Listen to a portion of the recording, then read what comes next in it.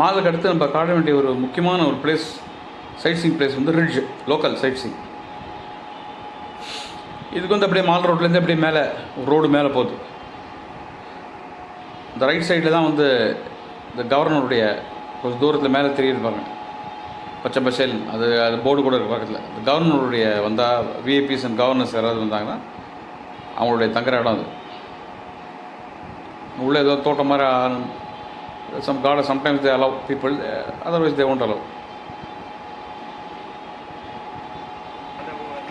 This இந்த ரோட்டில் தான் இங்கே தான் வந்து ஃபேமஸ் இந்த 4-5 பில்டிங்ஸ் தெரியுது.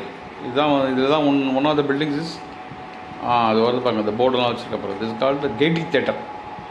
கேட்லி theatre is the oldest theatre in one of the oldest theatre in India and oldest in Shimla. Shimla has got beautiful colonial remains. வெள்ளக்காரங்காலத்தில் கட்டினதுலாம் இருக்குது. பாக்கி அந்த ரிமைன்ஸில் இது ஒன்று. இதெல்லாம் அப்படியே பழமிச்சிருக்காங்க. இது உள்ளே என்ன போகணும் போக முடியல.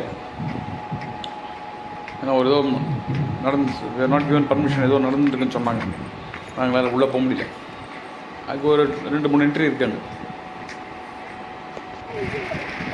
அடுத்தது திஸ் ரிட்ஜ். மலை மோட்டுக்கு வந்துட்டோம். இதுதான் மோடு, சிம்லாவுடைய மலை மோடுன்னு சொல்லலாம். சிம்லா ஒரு இன்னொரு பியூட்டிஃபுல் ஒரு என்ன இருக்குன்னா, நேச்சர் வந்து பாருங்கள், மேலே காற்று திடீர்னு ஒரு காற்று நாங்கள் நின்று போது கூட அடித்து சும்மா புயல் மாதிரி பயங்கரமாக ஒரு காற்று அடிக்கும். இது எதுக்கு அடிக்கிறது தான், இதை அடித்து இப்போ நான் வரும்போது கொஞ்சம் வெயில் இருந்தது. பட் கம்ப்ளீட்டாக அது வந்து இது சப்சைட் ஆடுறது. அந்த காற்று வந்தாச்சு, அந்த ப்ரீஸ் செட்டில்ஸ். தென்றல் வந்து நம்மை தழுவி கொடுக்குறதுங்கிறாங்க, அது மாதிரி தழுவிக்கும். அதனால் எங்கள் ஈவினிங்கில் வந்து 6 மணியில் எங்கள் 6 மணிக்கு மேலே strong by the visitors, not only by locals but visitors. Full crowd இருக்கும். சில சமயம் இந்த ஸ்டேஜ் பிளேஸ்லாம் கூட நடக்கும்னு சொல்லிக்கிறாங்க. Stage place, sorry I mean street place.